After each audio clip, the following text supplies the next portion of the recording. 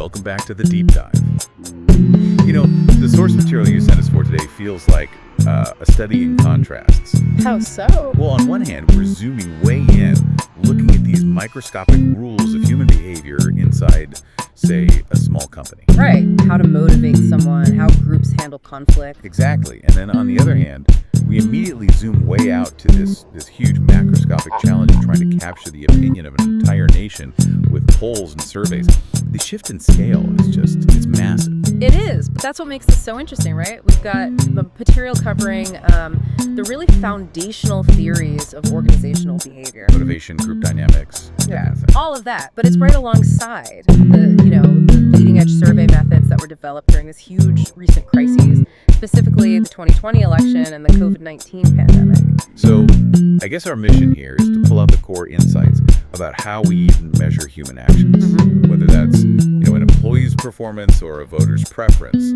We need to figure out what drives the action and then how accurately we can even record it after it happens. Exactly. We're really connecting two big questions. First, what makes people tick internally? And second, how does the way we ask about it, externally fundamentally change the answer we get? Okay, and that's where it gets really interesting.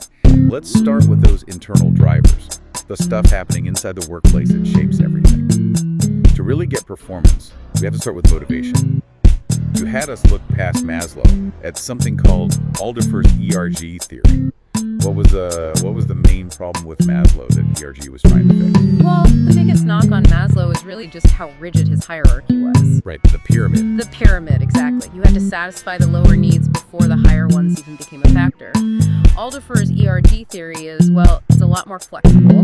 It simplifies the needs into 3 buckets, but it lets you move between them. They can even be active at the same time. Okay, let's unpack this. What are those 3 needs? So first up, we have existence needs. These are the basics, the material and physiological things. Your salary, good working conditions, benefits, all that stuff. The foundation. The foundation. Then comes relatedness needs. This is the drive to build and maintain, real interpersonal relationships. Feeling connected to your coworkers, your boss, feeling like you belong. I see that shift from just material survival to social survival. So what's the highest level? That would be growth needs. This is the intrinsic stuff, that deep internal need to be creative, to be productive, to feel like you're making a meaningful contribution. Personal development, maximizing your potential. And unlike Maslow, Alderfer has this frustration regression theory. If you're blocked from achieving growth, you might just double down on your relatedness needs instead. That flexibility is it's just critical for managing a modern workforce.